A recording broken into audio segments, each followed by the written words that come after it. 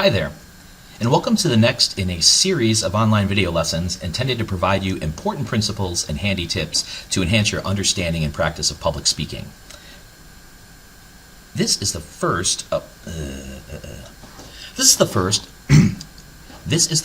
a two-part series on researching your speech, a really important part of the process of rhetorical invention that a lot of beginning public speakers really don't think too critically about, but it's absolutely essential to the success of your speech, whether you're informing or persuading your audience. So in this first part of the series, we're going to actually look at why research is important in the first place and emphasize the concept of evidence as a driving principle that you need to think about when you're looking for the supporting material for your speech. And then what we're going to do is talk about how Frawley and Tuman described the research plan, and a neglected component of the research process that, if you implemented, could really change the way not only you're able to research and prepare for your public speeches, but basically any research-based project you ever do again in the future. So this is some handy stuff. And along the way, we'll say some things about the possible comparisons and contrasts, relative advantages and disadvantages of doing research primarily through library sources as opposed to primarily through internet sources. But let's start first things first. Why do you need to worry about this research process in the first place? Well, one of the things that a lot of people don't necessarily consider is that before you even really nail down what that central focus for the speech is going to be, what that thesis statement is that you need to support with your arguments, research can be really important for the topic selection process. How are you going to determine what exactly it is you're going to talk about? Preliminary research is important to brainstorm those topics, and then once you have a broad topic idea, continued research can be helpful in order to help you narrow and focus that topic to something that's going to make for a doable speech. Once you have that topic, researching to develop your main points to figure out the primary ideas you need to present is also crucial. Most important, perhaps, is the use of research to find perhaps the most important part of supporting material, and that's evidence. Frawley and Tuman define evidence as information from credible sources that you can use to support your claims. So this is a pretty straightforward, simple definition, but two of the elements of this definition that are really key. First, credible sources. You want to make sure that the places where you get the information are places that your audience is going to deem reliable and trustworthy. And secondly, you want to make sure that the evidence that you're finding actually supports the claims that you want them to support, because if they don't, then it's not going to be effective evidence. So we know that for a variety of reasons, research is going to be absolutely crucial. Now here's where the problem is for a lot of beginning public speakers. And again, not just as students, but presenting public speakers in the professional realm as well. So you get to the library and you know that there is just tons of stuff available. And you start to feel a bit of paralysis. Too much stuff. Where do I start? All of us have been in this position in one way or another. Now, clearly, you don't want to be this guy. Rather, you'd want to be this guy, still surrounded by all of the same flood of possible information, but this guy is determined, he's focused, and that's because I've got this project nailed. Good thing I had a plan. The idea of a research plan is something that can really turn a feeling of overwhelm into a feeling of intentional mission. So what is a research plan anyway? The key principle behind this entire idea is not to jump into the research process before you know what you're doing. Now, in some ways, this may be counterintuitive because you think, well, I research because I need to figure out what I'm supposed to look for. But think about that. You need to find out what you're going to look for before you start the process. Otherwise, you're just floundering. So the basic steps of an effective research plan, according to Frawley and Tuman, include inventory your research objectives, find the sources you need, and keep track of your sources. Let's take these one at a time. First of all, inventory your research objectives. In other words, consider the goals that you have for your research. What are your goals? What kinds of things do you need to find in the library, on the internet? And so you need to think about things like your specific rhetorical purpose, not just what the topic of your speech is, remember, but also what sort of effect do you want to have on your audience? What is the outcome? What's the objective? Now, of course, if this is a classroom context, you want to think about the parameters of the specific assignment. Are there certain types or numbers of evidence sources that you need to find?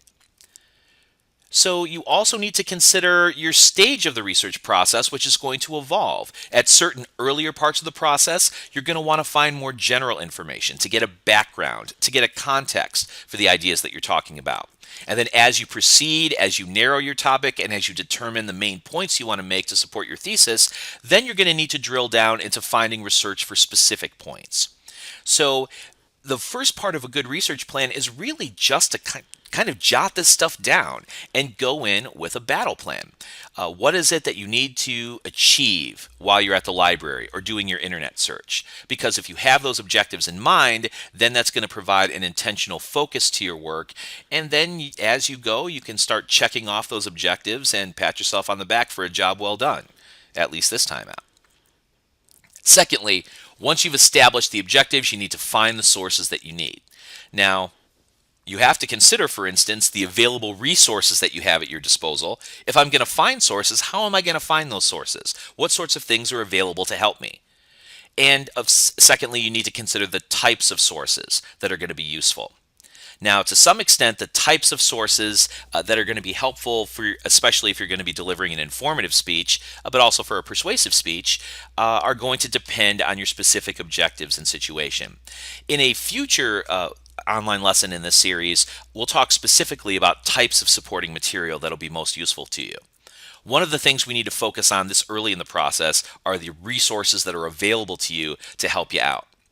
Now, in order to do this, one of the things we want to consider are the relative merits of researching using library resources as opposed to researching using general internet resources. Now, especially if you're a beginning student in the public speaking process, the first go-to that many of us engage in is to hit Google. The internet is right there on your laptop, on your phone, on your tablet, and so you hit Google, you put in a few words and hit the button, and it's a magical place where all kinds of things pop up. But I want to submit to you in this lesson that you really need to reframe the way that you think about research and consider the library first. Now, why do I make that argument? Well, first of all, there is the amazing resource that is research librarians. Google does not have research librarians that can help you. Now, what is a research librarian? Well, research librarians, also sometimes referred to as reference librarians, are folks that operate at your local library. Especially at a college or university library, you'll have an entire team of research or reference librarians.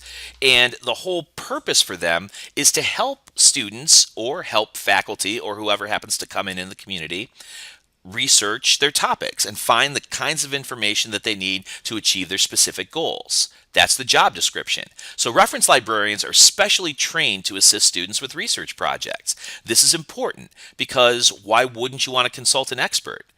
Now, of course, another thing to keep in mind is that they actually enjoy doing this work. We know this because, well, they've gone to school. Most of them have earned some form of advanced degree, and this is the career path that they have chosen for themselves. So this is something that they really get into. Establishing a good relationship with a reference librarian means that you're going to have an enthusiastic expert in your corner. Besides the fact, if you're a college or university student, you are already paying them to do this through your tuition dollars and fees. So if you're already paying for a resource, it's kind of not so smart to not use it, right? So reference librarians are amazingly available. If you go to the University of Missouri, for instance, you can go to the undergraduate resources page at libraryguides.missouri.edu/undergrad FAQ, and you're going to see lots of resources that are going to be helpful to you. You're going to find tabs, for instance, at the top of the page for finding books, online research, and writing assistance. This is helpful, and Google doesn't do this for you. You can find this FAQ with lots of information about the library, not just basic access information, but also in terms of getting help. Who can you talk to for help? Are there specific guides that help you find materials in the library? Where can you find more information on the process of beginning research? That's really cool. And again, Google may have this in there somewhere, but you have to specifically search for it. And on this page, it's right here. And then, of course, you'll note on this side of the page all kinds of ways to get research help from reference librarians. You can go to the reference desk that's at the library itself, and you can text message them. You can use online chat during the regular office hours, and you can make a phone call. So there's 4 independent ways that you can get a hold of a reference librarian and get the help that you need. And again, if you're paying for it, not using it is not a good call. So I highly recommend the use of reference librarians. Okay, so besides these research librarians that can help you out, the fact is that the library has databases of high quality sources that can be really superior in some ways to the basic searches that you might do on Google, Bing, or Yahoo. For instance, as an illustration, when you go to the University of Missouri's library homepage, right on the very front, you're going to find this really helpful tool. This really helpful tool is called Search and Find, and this is the one-stop shop for starting your research process. You'll note that it's just as easy as Google. You put in search terms and then you hit the search button, but it's more targeted and useful for your research needs. Let me show you what I mean. Let's say I'm at the early stage of my research process and I've got a general topic that I want to start finding information about, and that general topic is video games. So I push video games into Google, and what do I get? Well, I'm going to get some advertisements for some currently selling games. I'm going to get the ubiquitous entry from Wikipedia on what a video game is. And then I see some other commercial sites, reviews from GameSpot, which sells video games, some YouTube video channels, and where you can buy video games at Walmart. We've got a page on the positive and negative effects of video games. That could potentially be useful. But as I'll show you in just a little bit, the source that we've just found is actually kind of junky. Okay, so this is the broad search on Google. What does the broad search on Search and Find look like? It looks very different. The very first thing that we get is Video Games, a Popular Culture Phenomenon. It's a book by Arthur Asa Berger, who is a critical cultural scholar in the communication studies field. We've got some interesting sources about Finnish video games that may or may not be useful for your speech. But then we've got Thinking About Video Games, Interviews with the Experts. We've got a book on violent video games, and then another book on video games underneath that. Notice that a couple of these books are 2015 publications. So they are recent and they're written by experts. So you've done the exact same thing. You have typed 2 terms into a search box and you've hit the button, and you get radically different kinds of results. Going to Search and Find or a similar library database is just more useful. And if you drill down into the kind of thing that you're going to get on Search and Find, let's check out what we find. First of all, you can refine your search by different types of source. If you want to get full text sources online that you can use immediately, if you want to make sure that you have more scholarly sources, you can limit your search to peer-reviewed publications. You can look for books in the library catalog. You can refine by a whole bunch of different types of content media. You can drill down into different disciplines. If you want to study video games from the standpoint of education, for instance, you can. From the standpoint of psychology, you can. You can sort by date, you can sort by subject terms. Again, these are things Google doesn't let you do. Now, if you scroll over these results, it'll post up abstracts over on the right-hand side of the screen, which is helpful to get a hint as to what's in the source before you actually drill down into it. There's a function here where you can actually save your source findings to keep that information. We're going to talk about why that's important in just a little bit. And there's even more resources available to get help when you need it from reference librarians. So why wouldn't you go to Search and Find first? Now, if that weren't enough resource for you, if you are a COM 1200 public speaking student at the University of Missouri, check out what the library has for you. A devoted Communication 1200 public speaking course guide. There is lots of great information and resources here to help you with the research process. So, for instance, at the top, you can find specific help on finding sources, finding articles, finding books. There's an entire section devoted to evaluating the sources or the information you find, which we'll talk about in just a bit, and specific information about citing in APA citation style if that's something you're not used to. In the middle of the section, we've got a bunch of different topic and background sources that have been vetted by reference librarians. They are all credible research reference sources. They're not all necessarily the place that you want to end your search for finding supporting material, but they are excellent places to get started, particularly CQ Researcher, the Gale Virtual Reference Library, and particularly the CQ Researcher, Gale Virtual Reference Library, and Reference Shelf series. Great places to start when you need overall background and some ideas for where to get more in-depth information. And in addition, COM 1200 has its own specific reference librarian, Grace Atkins, that focuses specifically on preparing students for their public speeches for class. So her email and phone number and office number at Ellis Library are all available for you. So, lots of great references at the library. Now, by contrast, let's think about the internet. Now, regular internet searching, starting with Google or what have you, does have some significant advantages. It's convenient and it's fast, and you can do it anywhere. Now, of course, we have just noticed that you can pretty much do the same thing with library databases and so forth. But there's lots of information online, really high quality websites, government documents and web pages, current periodicals, lots of good stuff. However, you need to be careful because there's lots of junk out there too. Remember a bit earlier when we were starting to look for background information on the video games topic and the first thing we did was do a Google search? Well, I pointed out to you at the time that there is a specific site here that's entitled The Positive and Negative Effects of Video Games, and it's from a website called RaiseSmartKid.com. Now, you found it and it seems focused and a little bit more substantive than the Wikipedia or the commercial website selling stuff, but let's check out the website.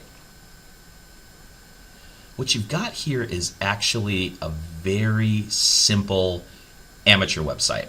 Now, this is somebody compiling the site, and of course you wouldn't know this because it's not available immediately to check out. You would have to drill down further into the website to find out who the source information is. And so we'll talk about that in just a bit. But it turns out that this is someone who studied family and child psychology at one point. That's the way she describes it. So we don't know if this was just a college major or if she has a PhD, what the kind of education is. Maybe she's just read books. We don't know. And she's got 5 children, so as a mother, she's interested in the topic. So she compiles a lot of information.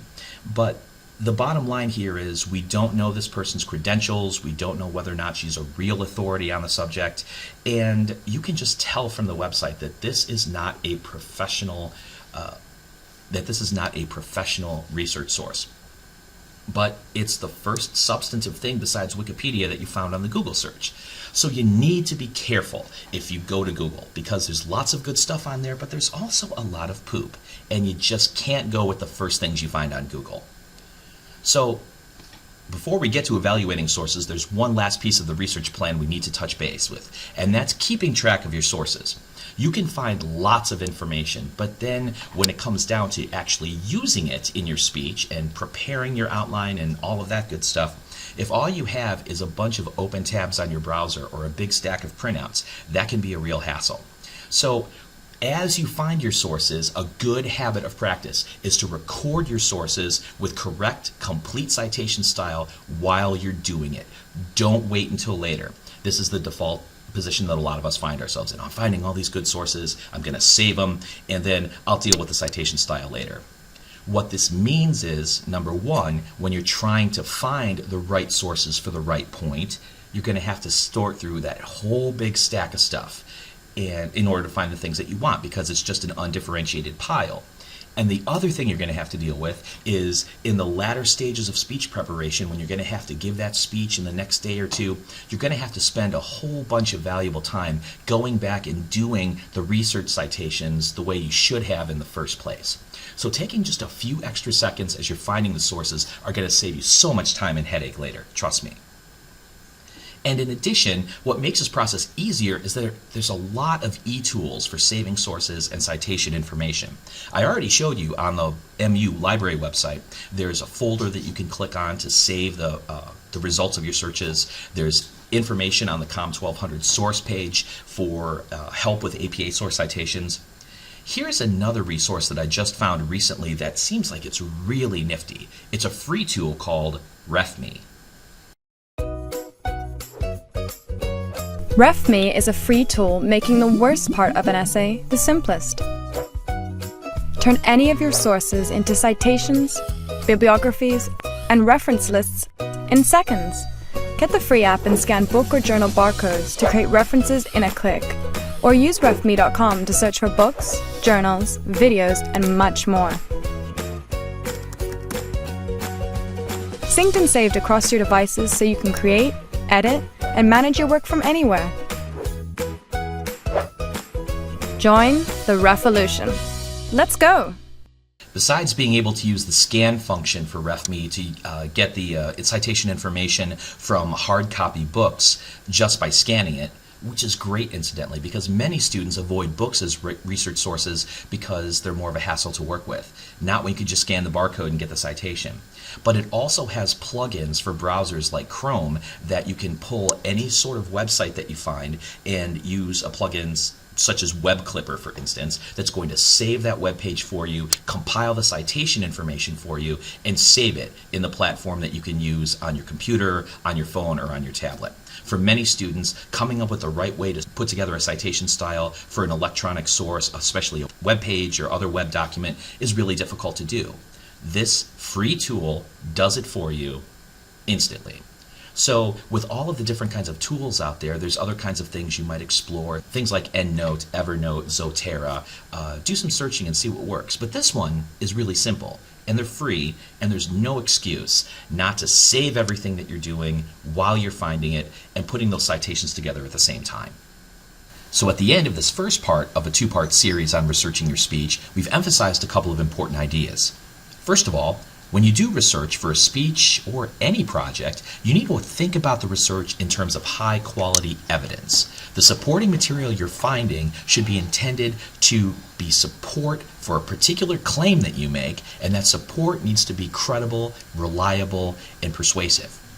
Secondly, in order to do this, it is absolutely crucial to start developing a habit that you may never have had before, and that is to develop a plan for research before you actually get started. If you want to avoid that feeling of overwhelm when you first hit the library shelves or when you stare at that blinking cursor in the text box on your computer, you want to think about, what are my objectives? What kinds of things am I trying to do? So what kinds of sources and evidence am I trying to find? And what are the resources that are available in order to do that? And if you happen to have a university library like we have at Mizzou, you absolutely need to make good use of the reference librarians that are paid to help you and the whole host of online resources for finding good sources as well as evaluating and citing those sources that your tuition dollars are already paying for. If you're paying for them, you ought to use them. All right, so when we get back together for part 2 in the series, we're going to think about source credibility. How do you evaluate the evidence that you found? And finally, how you actually use the evidence in your speech. If you have any questions about this first part, please don't hesitate to let me know. Otherwise, I'll see you next time.